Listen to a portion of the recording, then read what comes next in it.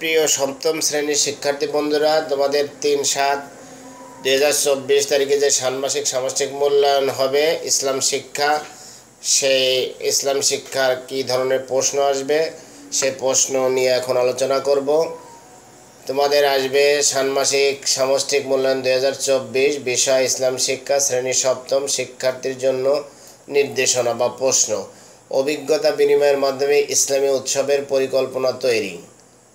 তোমরা নিশ্চয় ঈদে মিলাদুন্নবী, বিয়ে ইত্যাদি সামাজিক ও ধর্মীয় অনুষ্ঠানে গিয়েছো, আয়োজনে অংশগ্রহণ করেছো।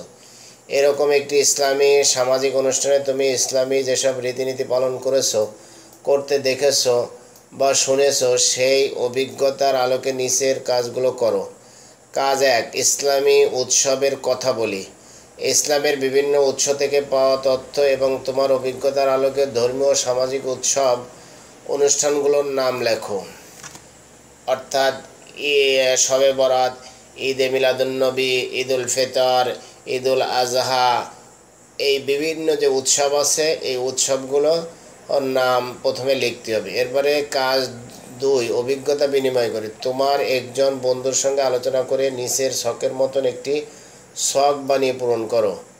নমুনা ছক: আমি ইসলামের যে উৎসব বা অনুষ্ঠানগুলো দেখেছি, এখানে সে উৎসবগুলো লিখতে হবে। আমার বন্ধু ইসলামী যে উৎসব বা অনুষ্ঠানগুলো দেখেছে, এখানে বন্ধুরগুলো লিখতে হবে। এরপরে বন্ধুর দেখা উৎসব অনুষ্ঠানগুলোর সঙ্গে আমার দেখা অনুষ্ঠানের যেসব ভিন্নতা খুঁজে পেয়েছি। দুইজনের অনুষ্ঠানের ভিতর, দুই রকম অনুষ্ঠানের ভিতরে যে পার্থক্য আছে সেই পার্থক্যগুলো, যেমন ঈদ উল ফিতরে কী হয়, ঈদ উল ফিতরে পশু জবেহ করা হয় না, কিন্তু ঈদ উল আজহায় পশু জবেহ করা হয়। এই যে ভিন্নতা।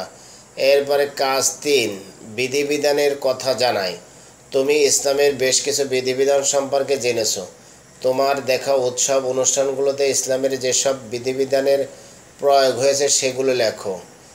এরপরে কাজ 4, ইসলামী উৎসব অনুষ্ঠানের পরিকল্পনা তৈরি করি। মনে করো তোমার বিদ্যালয়ে একটি ইসলামী অনুষ্ঠান আয়োজন করেছে, যেমন ঈদে মিলাদুন্নবী। সেই অনুষ্ঠানের জন্য 4 জন বন্ধু আলোচনা করে একটি পরিকল্পনা তৈরি করে উপস্থাপন করো। যেমন ঈদে মিলাদুন্নবী হলো রাসূল সাল্লাল্লাহু আলাইহি ওয়াসাল্লামের জন্মদিন। সেই জন্মদিনে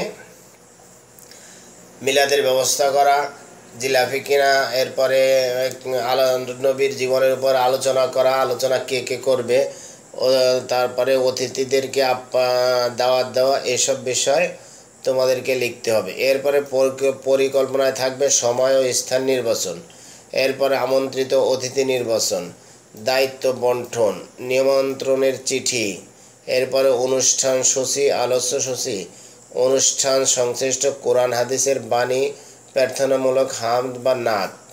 তো এইসব বিষয় তোমাদের পরীক্ষায় উত্তর করতে হবে।